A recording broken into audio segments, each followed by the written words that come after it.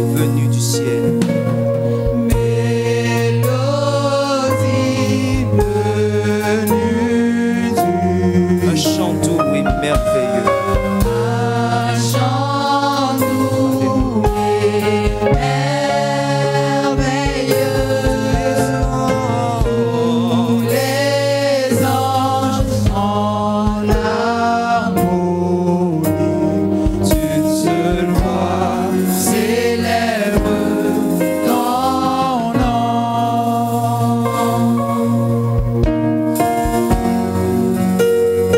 Et nous voulons chanter Saint éternel,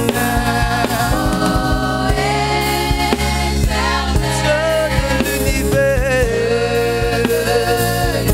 digne, digne.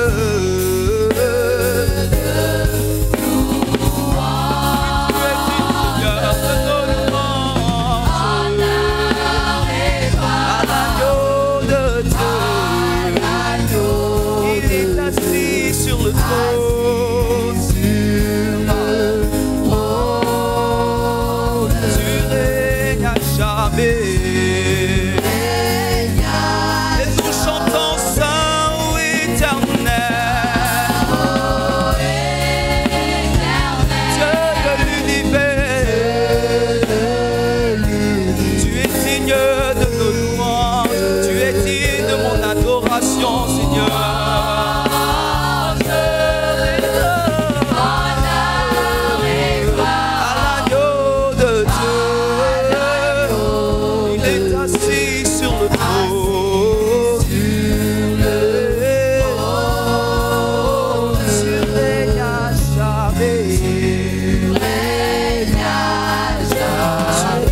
Sur le trône, tu règnes à jamais. Assis sur le trône. Oui, Seigneur, tu règnes à jamais. Assis sur le trône, tu règnes à jamais. Assis sur le trône. Tu règnes, tu règnes.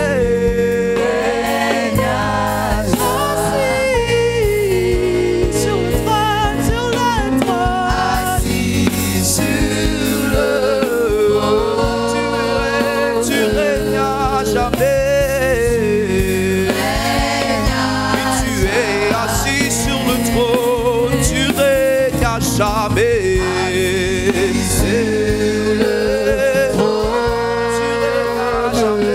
Tu règnes à jamais. Tu règnes à jamais. Oui, Seigneur. Oui, tu règnes à jamais.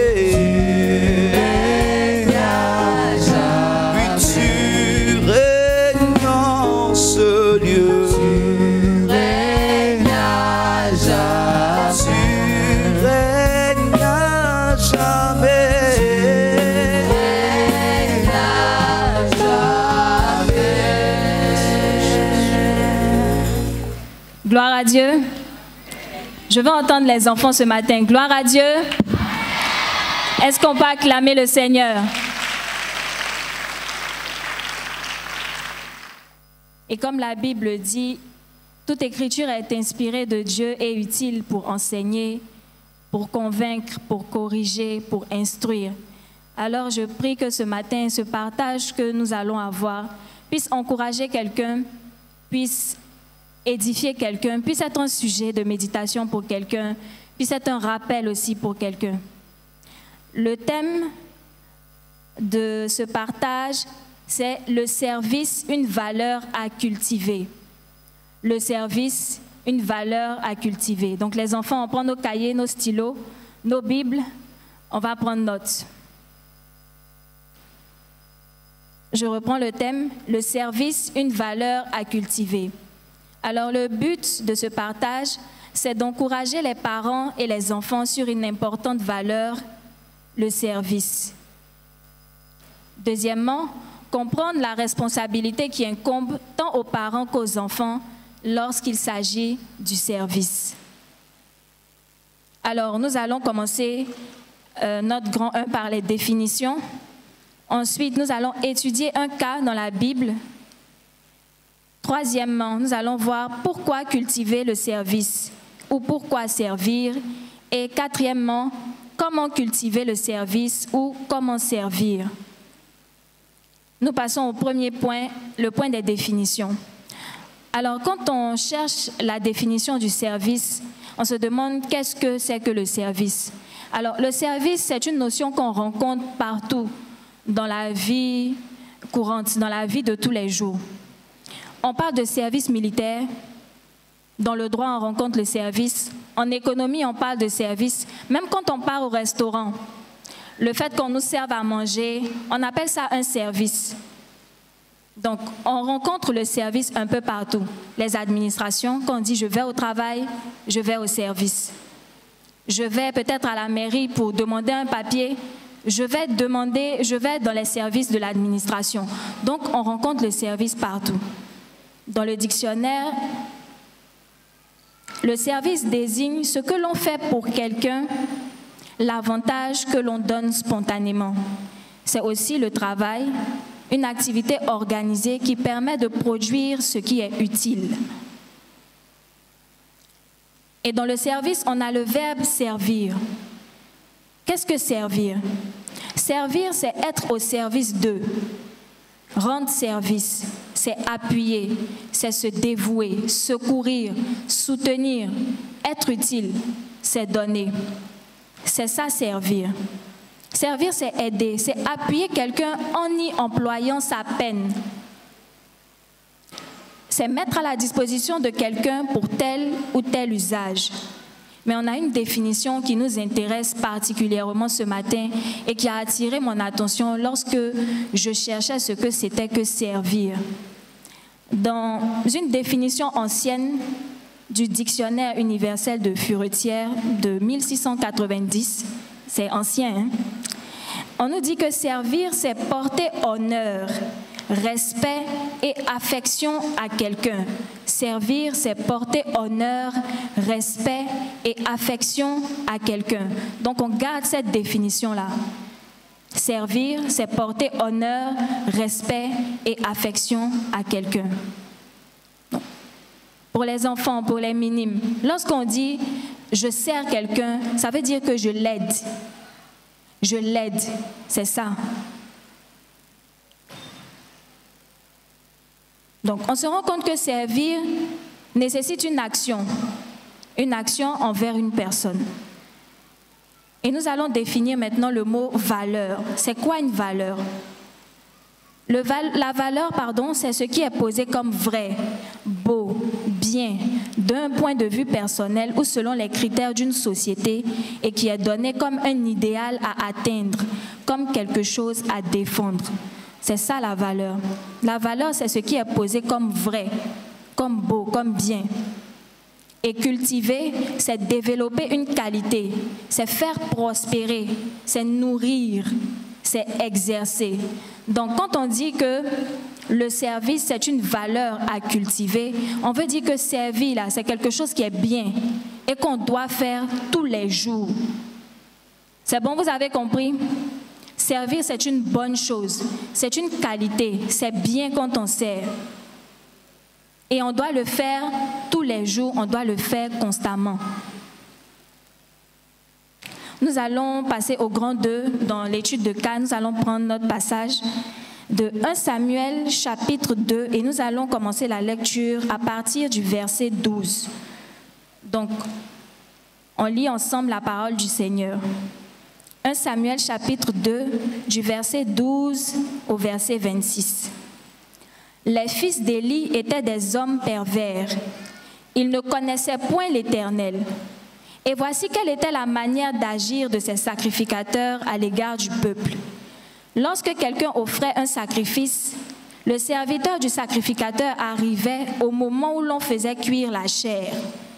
Tenant à la main une fourchette à 3 dents, il piquait dans la chaudière, dans le chaudron, dans la marmite ou dans le pot, et tout ce que la fourchette amenait, le sacrificateur le prenait pour lui. C'est ainsi qu'ils agissaient à l'égard de tous ceux d'Israël qui venaient là à Silo. Même avant qu'on fît brûler la graisse, le serviteur du sacrificateur arrivait et disait à celui qui offrait le sacrifice, « Donne pour le sacrificateur de la chair à rôtir. Il ne recevra de toi point de chair cuite, c'est de la chair crue qu'il veut. » Et si l'homme lui disait, « Quand on aura brûlé la graisse, tu prendras ce qui te plaira », le serviteur répondait, « Non, tu donneras maintenant, sinon je prends de force. » Ces jeunes gens se rendaient coupables devant l'Éternel d'un très grand péché parce qu'ils méprisaient les offrandes de l'Éternel. Samuel faisait le service devant l'Éternel et cet enfant était revêtu d'un éphod de lin. Sa mère lui faisait chaque année une petite robe et la lui apportait en montant avec son mari pour offrir le sacrifice annuel. Élie bénit Elkana et sa femme en disant, « Que l'Éternel te fasse avoir des enfants de cette femme pour remplacer celui qu'elle a prêté à l'Éternel. » Et ils s'en retournèrent chez eux. Lorsque l'Éternel eut visité Anne, elle devint enceinte et elle enfanta 3 fils et 2 filles. Et le jeune Samuel grandissait auprès de l'Éternel. Verset 22. Élie était fort âgé et il apprit comment ses fils agissaient à l'égard de tout Israël. Il apprit aussi qu'il couchait avec les femmes qui s'assemblaient à l'entrée de la tente d'assignation. Il leur dit, « Pourquoi faites-vous de telles choses ? Car j'apprends de tout le peuple vos mauvaises actions. » Non, mes enfants, ce que j'entends dire n'est pas bon. Vous faites pécher le peuple de l'Éternel. Si un homme pêche contre un autre homme, Dieu le jugera. Mais s'il pêche contre l'Éternel, qui intercédera pour lui? Et ils n'écoutèrent point la voix de leur père, car l'Éternel voulait les faire mourir. Verset 26, le jeune Samuel continuait à grandir et il était agréable à l'Éternel et aux hommes. Amen. Alors cette histoire-là, nous la connaissons déjà. On va rappeler un peu le contexte à partir du chapitre 1 de 1 Samuel. Il y avait une femme nommée Anne qui n'avait pas d'enfant. Elle a fait une prière pour avoir un enfant et elle a dit à Dieu que si tu me donnes un enfant, je vais te le donner pour ton service. Et c'est ce qu'elle a fait. Quand le Seigneur lui a donné Samuel, elle a mis Samuel au service du Seigneur. Et Samuel était là, dans le temple, il aidait, il servait dans la maison de Dieu. Et à cette époque-là, il y avait le sacrificateur Élie, qui était prêtre dans ce temple-là, avec ses fils, et il servait le Seigneur. Et dans ce passage, on nous apprend que les fils d'Élie, Ophni et Phiné, méprisaient Dieu et son service. On a lu tout à l'heure comment ils se comportaient mal. Il y a une description de tout ce qu'ils faisaient de mal. Lorsque le peuple apportait les offrandes, eux, ils voulaient se servir d'abord. Alors qu'il y avait la part du Seigneur, il y avait une procédure à respecter, mais eux faisaient fi de tout ça. Et c'était tellement visible. La Bible dit que tout le peuple d'Israël était informé du mauvais comportement des fils d'Élie. Et même Élie a fini par apprendre que ses fils se comportaient très mal dans la maison du Seigneur, dans le service de Dieu. Mais qu'est-ce qu'on remarque? On remarque que Élie a fermé les yeux sur les mauvaises actions de ses enfants. C'est vrai qu'il leur a parlé une fois, mais il ne les a pas réprimés. Nous voyons que Dieu tient responsable Élie parce qu'il n'a pas réprimé ses fils. Élie connaissait le Seigneur, il le connaissait bien et il le servait dans sa maison, mais ses fils non. Dans ce premier point que nous allons voir la responsabilité des parents. Comme je disais, Dieu a tenu Élie pour responsable. Dieu l'a tenu responsable parce qu'il n'a pas réprimé ses fils.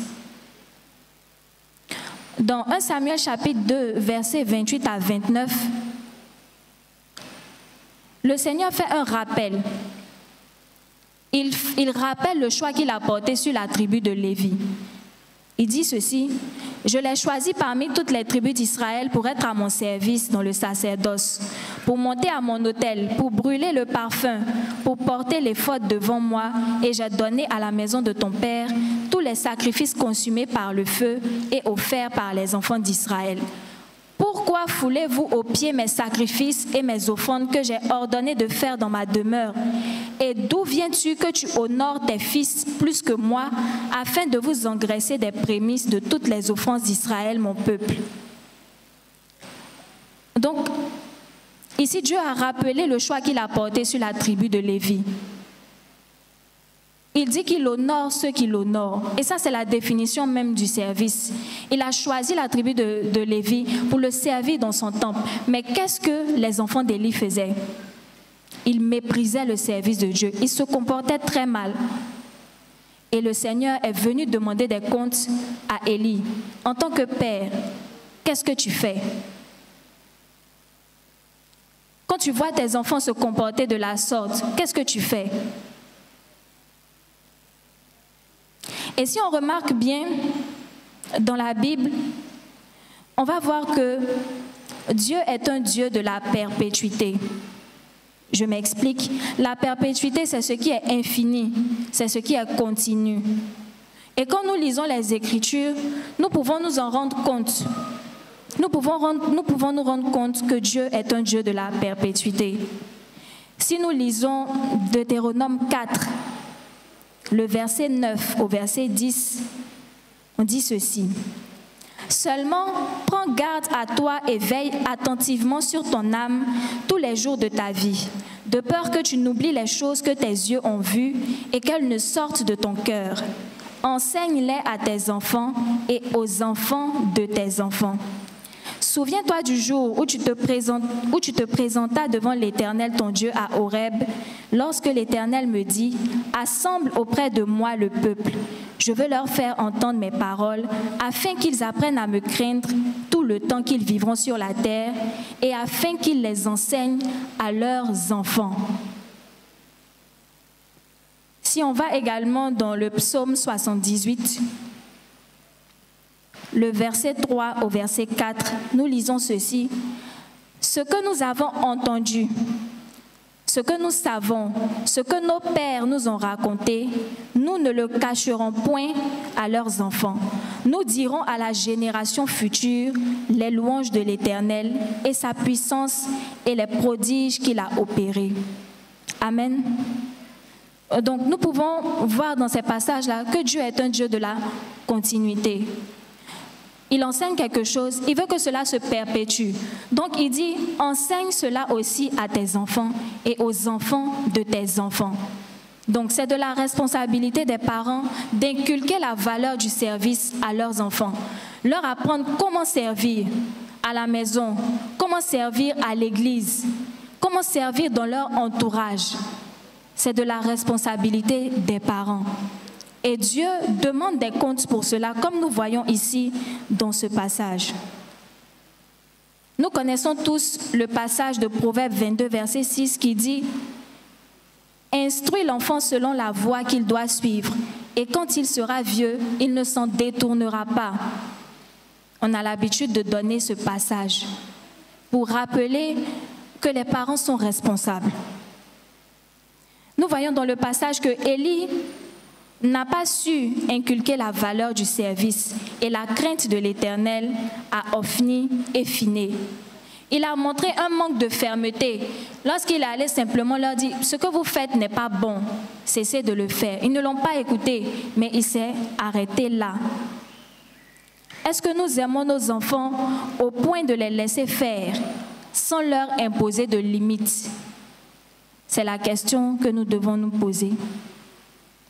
Et quand nous continuons la lecture, nous nous rendons compte qu'il y a eu une sanction. Il y a une sanction. Ophni et Phiné sont morts plus tard. Et en plus, il y a eu une sanction sur les descendants d'Élie. Donc la faute, le mépris a eu de l'impact sur la descendance d'Élie. Donc ce matin, nous devons comprendre que c'est la responsabilité des parents d'apprendre à leurs enfants à servir et à servir le Seigneur. Dans ce même passage, nous avons un deuxième exemple. Il n'y a pas que Élie. Il y a l'exemple de Anne, la mère de Samuel. Tout comme Élie, Anne connaissait le Seigneur. Comment on sait que Anne connaissait le Seigneur? Parce que quand nous lisons le chapitre 2, lorsque le Seigneur lui a donné Samuel, elle a élevé un cantique en l'honneur du Seigneur. Elle a élevé le nom de Dieu. Et les mots qu'elle a utilisés, c'est une personne qui connaît son Dieu. Elle a par exemple dit au verset 3, « Ne parlez plus avec tant de hauteur, que l'arrogance ne sorte plus de votre bouche, car l'Éternel est un Dieu qui sait tout, et par lui sont pesées toutes les actions. » Au verset 6, « L'Éternel fait mourir et il fait vivre. Il fait descendre au séjour des morts et il en fait remonter. L'Éternel appauvrit et il enrichit. Il abaisse et il élève. » Quand on lit on lit du verset 1 au verset 11, on se rend compte que Anne connaissait le Seigneur. Et la Bible nous dit que chaque année, elle rendait visite à Samuel parce qu'elle faisait un vêtement pour aller lui remettre. Et à cette occasion-là, moi je pense qu'elle avait l'opportunité de parler à Samuel pour dire que c'est le Seigneur qui a permis que tu viennes au monde. Donc comporte-toi bien, sers bien dans la maison.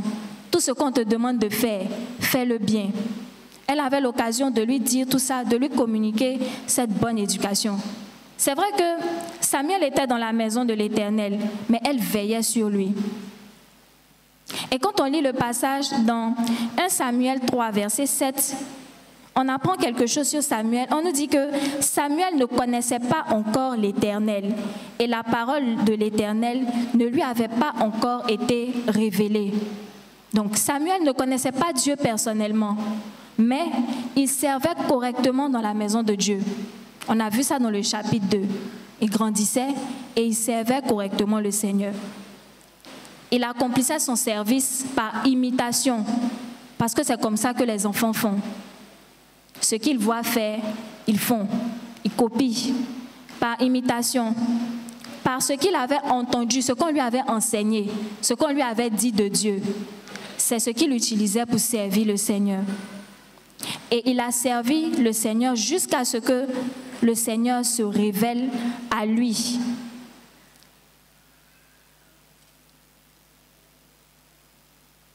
Donc, ici, on peut avoir un autre point, c'est que Dieu est attentif à la qualité du service que nous lui rendons. Parce que Samuel servait bien dans la maison, uniquement parce qu'il avait entendu, parce qu'on lui avait enseigné. Le Seigneur a vu la qualité du service qu'il lui rendait et il s'est révélé à lui personnellement. Il appartient donc aux parents d'éduquer et de produire des petits Samuel. Ça, c'était notre premier aperçu dans ce passage. Et le deuxième point que nous allons voir dans ce grand 2-là, c'est un appel aux enfants.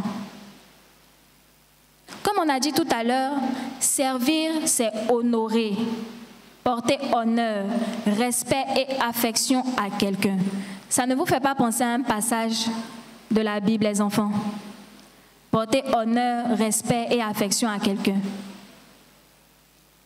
Moi, ça m'a tout de suite ramené à Éphésiens chapitre 6, versets 1 à 3, que nous connaissons.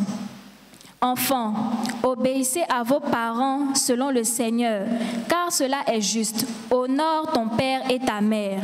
C'est le premier commandement avec une promesse, afin que tu sois heureux et que tu vives longtemps sur la terre. Amen. Amen. Ici, qu'est-ce qu'on a dit? Honore ton père et ta mère. Et qu'est-ce qu'on a dit sur le service? Que service, c'est porter honneur, respect et affection avec quelqu'un. Ça veut dire que si tu honores ton père et ta mère, tu dois faire quoi? Tu dois faire quoi? Tu dois les servir. Répondez, hein? On est comme en classe. Vous voyez, non? Donc, quand vous honorez vos parents, vous les servez. Nous devons servir nos parents. Honorer ses parents, c'est les servir, comme je le disais. C'est leur faciliter la tâche, c'est les aimer. Qui aime ses parents ici? Qui aime son papa? Qui aime sa maman? Voilà, tout le monde. Tout le monde. C'est bien. Maintenant, pourquoi quand maman te dit, va à la boutique, tu sais ton visage. Maman, même elle aime trop envoyer les gens même. Elle aime trop ça. C'est ce que vous faites, non? Ah, il y a d'autres qui disent non, d'accord? Si vous ne faites pas ça, c'est bien. Parce que honorer ses parents, c'est les servir. Lorsque papa, lorsque maman t'envoie et que tu vas faire la course pour eux, c'est les servir. Parce que souvent, c'est pas facile, hein? Souvent même, c'est sous le soleil, quand il est 13 h, là. C'est là qu'on t'envoie à la boutique. Sous la chaleur, là. C'est pas chic, hein? C'est même pas chic. Mais quand tu t'en vas là, toi-même tu vois le soleil, tu trouves que c'est fatigant. Maintenant, imagine ta maman va aller sous le soleil à la boutique. Est-ce que quand tu lui épargnes de ça, est-ce que tu ne l'aimes pas? Tu l'aimes, non? Et puis tu la sers. C'est ce que nous devons faire. Nous devons honorer nos parents, nous devons les servir. Nous devons participer de façon naturelle aux tâches ménagères. Tu sais que le matin, tu dois balayer le salon. Est-ce qu'on a besoin de te dire ça tous les jours? Tu sais. Donc, tu dois le faire de manière spontanée. Tu sais que tu dois ranger ta chambre. Est-ce que tous les jours, on est obligé de te dire ça? Non. Tu peux le faire de façon naturelle. Est-ce que quand tu finis de manger, que tu as pris ton assiette, tu as mis dans la cuisine, et puis tu as lavé ton assiette, est-ce que c'est pas bon? Est-ce que ça te prend beaucoup de temps? Est-ce que ça t'empêche d'étudier? Est-ce que ça peut t'empêcher de t'amuser? Non. Donc nous devons faire ces choses de façon naturelle. Nos parents n'ont pas besoin de nous forcer la main à chaque fois pour le faire. Et puis même quand tu vois maman en train de travailler ou papa, tu peux venir proposer ton aide. Maman, est-ce que je peux t'aider? Qui fait ça? Vous êtes sûr? D'accord. Si vous le faites, c'est bien. Donc, vous pouvez proposer votre aide. Hein? Vous voyez maman à la cuisine, vous pouvez aller l'aider. Vous voyez maman laver les habits, vous pouvez aller l'aider. Parce qu'il y a de l'amour dans le service. Vous le faites parce que vous aimez vos parents et parce que vous devez les honorer. Et c'est ce que nous dit la parole de Dieu. La Bible dit, afin que tu sois heureux et que tu vives longtemps sur la terre. Donc si tu veux être heureux, tu dois servir tes parents. Si tu veux vivre longtemps sur la terre, tu dois servir tes parents. Tu dois être une aide à la maison. Tu ne dois pas être comme un bouquet de fleurs. Vous voyez les bouquets de fleurs là? Ils sont là, hein, juste pour décorer. Ils ne font rien. Est-ce qu'un bouquet de fleurs peut balayer? Non. Donc on doit servir. On doit servir à la maison. Et puis, on doit honorer le Seigneur dans sa maison, ici. Et là, j'aimerais prendre une image. Vous voyez, si nous sommes ici et que dans le jardin, on plante un arbre, un manguier, lorsque ce arbre-là va produire du fruit, qui va manger? C'est nous-mêmes, non? C'est nous-mêmes, on va manger les fruits. Parce que qui a planté, c'est nous. C'est nous, on a planté ça. Donc, on va manger d'abord. Maintenant, si on a fini de manger, quand on veut vendre, on va vendre. Si on veut donner aussi, on va donner aussi aux autres. C'est ça, non? C'est la même chose. Vous êtes ici. Ici, c'est votre maison. C'est ici que vous devez servir le Seigneur. C'est ici que vous devez honorer le Seigneur. C'est ici que vous devez être une source de bénédiction. Il ne faut pas aller servir ailleurs. Et ça, je m'adresse précisément aux plus grands, aux seniors, même les juniors aussi. C'est ici que vous devez apprendre à servir le Seigneur. Je sais qu'en grandissant, on a l'occasion de côtoyer d'autres personnes, d'avoir d'autres amis qui viennent d'autres assemblées, d'autres groupes. À l'école, on fait des cellules de prière, tout et tout. Mais ce n'est pas parce qu'on fait ça qu'on ne sert plus dans la maison du Seigneur. C'est ici que nous devons servir. Comme l'arbre qui est planté dans la maison, les fruits, là, c'est nous, on les mange d'abord. Donc nous devons servir le Seigneur ici. Il faut savoir qu'ici, c'est chez toi. Donc, quand tu arrives en classe le matin et que tu places une chaise, tu es en train de servir le Seigneur. Quand tu gardes ta classe propre, tu es en train de servir le Seigneur.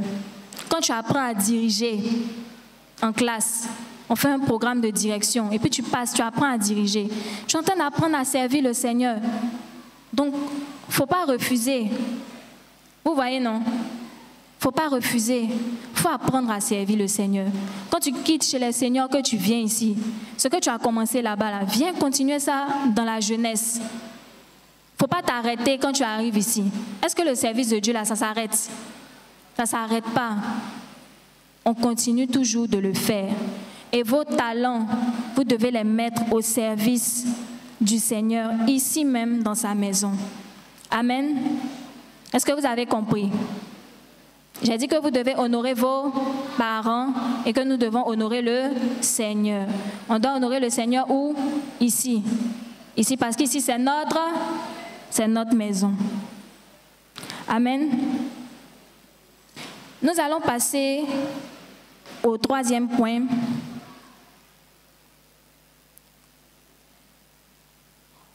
Pourquoi faut-il cultiver le service? Ou encore, pourquoi faut-il servir? Alors, servir permet d'être utile et de faire du bien. Quand tu sers, tu es utile. Si tu as placé une chaise le matin, tu es utile parce que la personne qui va venir après toi ne va plus placer de chaise. Tu fais du bien, tu vas permettre à la personne de s'asseoir.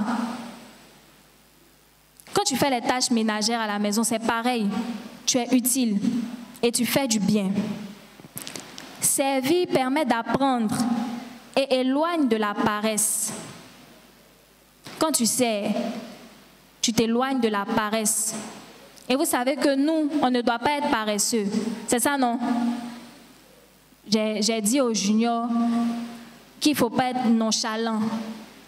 Les bras comme ça, longs, on marche comme ça, lentement. On fait les choses moins... Non, on ne doit pas être comme ça. Servir nous éloigne de la paresse. Et puis servir nous permet d'apprendre. Moi, par exemple, je n'ai jamais pris de cours de communication ou de prise de parole en public. J'ai appris à parler devant un public ici à l'église. Parce que quand on était à l'école de dimanche, on récitait les versets, de longs versets, devant les parents. Ça faisait peur. Il y avait du monde, il y avait le stress. Mais c'est comme ça que j'ai appris à parler devant tout le monde. Et qu'aujourd'hui, vous me voyez, je suis là, je parle devant tout le monde. J'ai appris ça. J'ai appris ça où? Ici, en servant le Seigneur. Donc, quand on sert, on apprend. On s'éloigne de la paresse. On doit être actif. Et quand je dis ça, je parle à nous tous. On doit être actif. On doit être vif. La Bible dit que le monde attend avec un ardent désir la manifestation des enfants de Dieu. On doit apporter des solutions au monde. Et pour ça, là, on doit être actif. On doit être vif. Même quand tu participes aux tâches ménagères, je sais que parmi vous, d'autres iront ailleurs. Vous n'allez pas toujours vivre avec les parents parce que vos études vont vous emmener ailleurs. Mais quand vous serez là-bas, qui lave tes habits? Qui range tes habits? Qui fait à manger? C'est toi-même. Tu prends soin de toi. Mais si tu n'as pas appris à la maison, tu fais comment? Tu vas penser que la vie est difficile, que c'est dur, alors que ce n'est pas dur, c'est toi qui ne sais pas. C'est toi qui ne sais pas faire quelque chose de tes mains. Sinon, ce n'est pas parce que c'est difficile. Donc, servir nous permet d'apprendre. Troisièmement, servir permet de manifester les dons spirituels. Comme Samuel, quand on a lu tout à l'heure. Lorsque Dieu s'est révélé à Samuel, Samuel a manifesté le don de prophétie. Dans la suite de l'histoire, Samuel était prophète en Israël. Parce qu'il servait le Seigneur, il a manifesté un don spirituel. Et je sais que parmi nous, si on se rappelle de quand on a commencé à servir le Seigneur jusqu'à aujourd'hui, il y a forcément des choses qui se sont ajoutées à nous qu'on n'avait pas avant.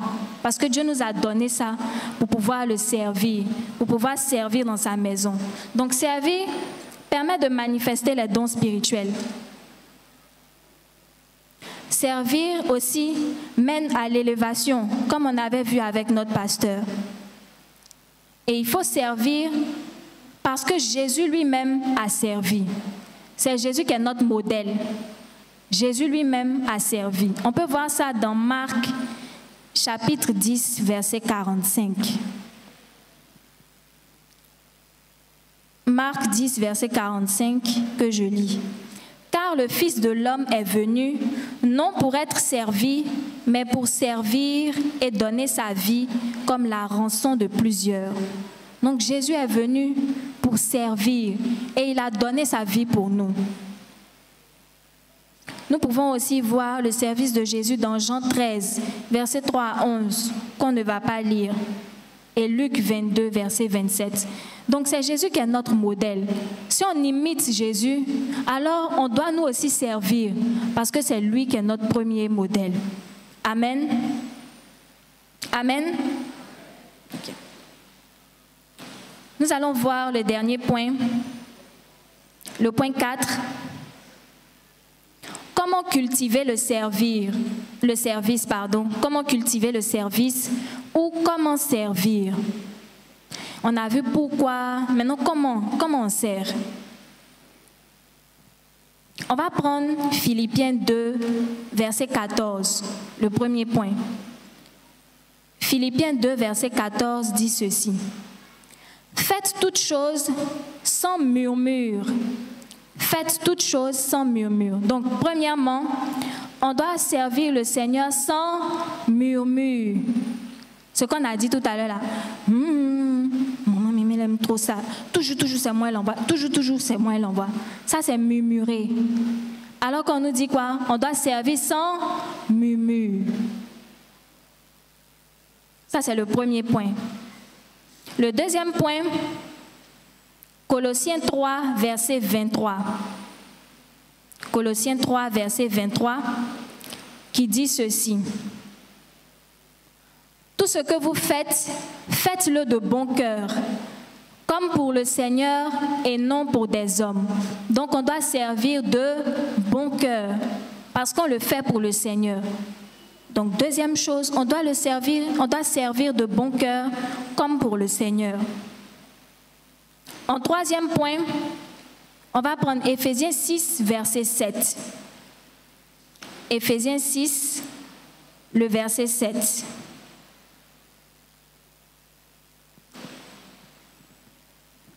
Servez-les avec empressement, comme servant le Seigneur et non des hommes.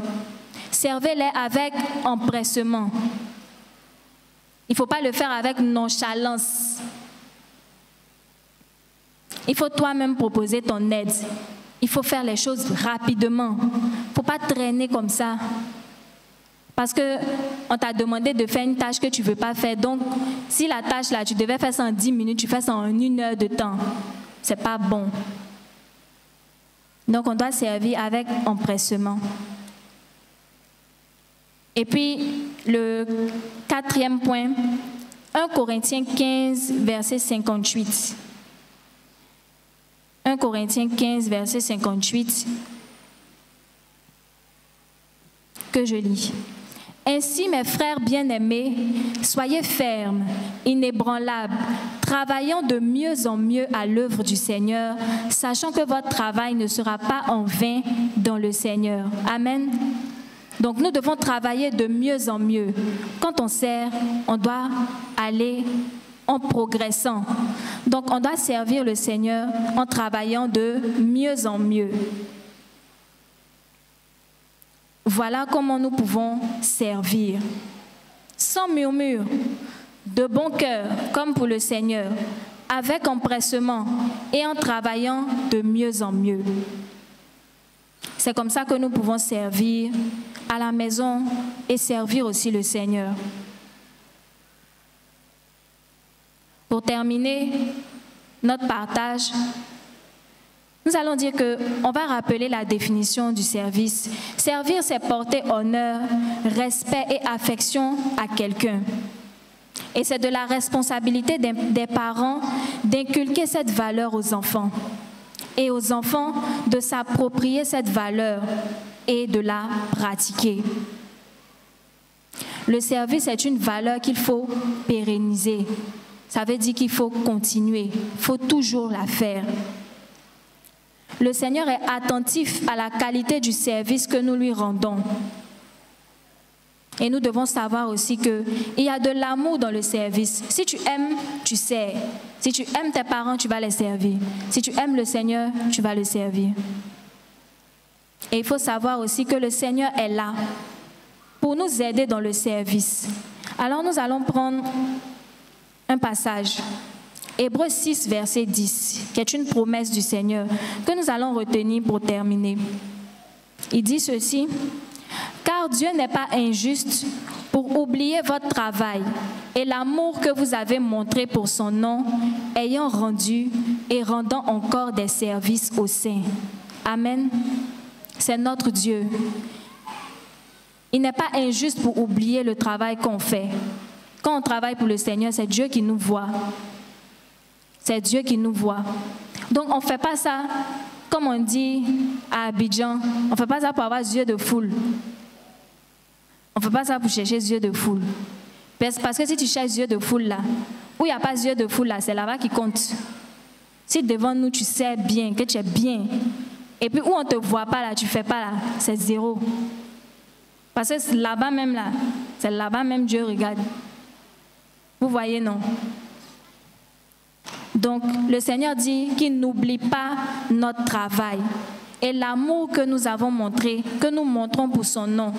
Donc, quand tu rends service, le Seigneur te voit dedans. Le Seigneur te voit. Le Seigneur va t'aider. Parce que tu le sais, le Seigneur va t'honorer. Il a dit qu'il honore ceux qui l'honorent. Donc, si tu sers le Seigneur, lui aussi, il va t'honorer. Amen. Et c'est sur cette promesse que nous allons terminer notre partage de ce matin. Les enfants, j'espère que vous avez bien retenu. J'ai vu d'autres prendre notes. Je n'ai pas vu d'autres prendre notes. Dimanche prochain, on fera le rappel en classe. Vous avez bien retenu ce qu'on a vu? D'accord. OK. Que le Seigneur vous bénisse. Merci beaucoup.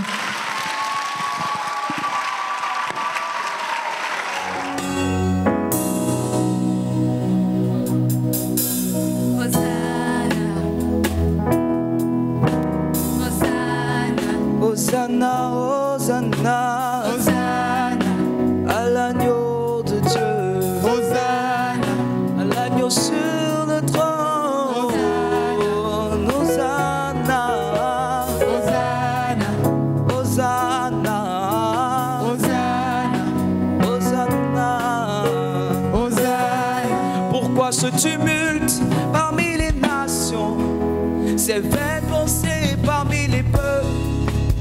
L'Éternel a roi, son roi, son nom est Yeshua, Yeshua Mashiach, le Dieu de mon salut, Dieu de ma délivrance, il est mon assurance, en lui j'ai mis ma foi, car son règne n'a pas de fin.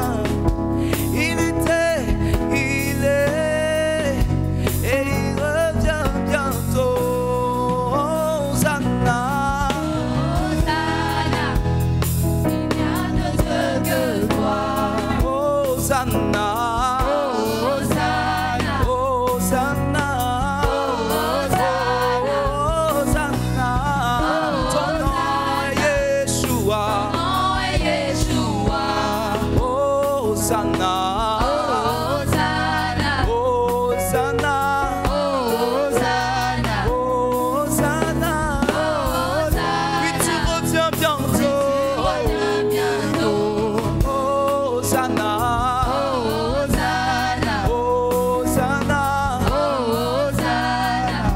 Le véritable, c'est toi, l'incomparable, c'est toi, le Dieu tout-puissant, c'est toi, le Dieu trois fois saint, c'est toi, l'agneau immolé, c'est toi, tu es le sauveur de l'univers. Tu étais, tu es, et tu reviens bientôt. Hosanna.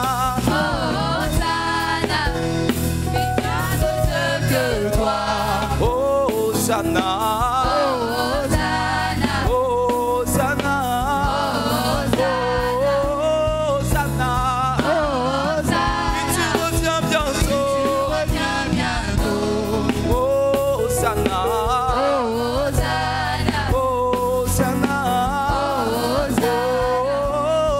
Hosanna, et tu reviens bientôt. Hosanna. Hosanna, Hosanna, Hosanna, tu reviens bientôt.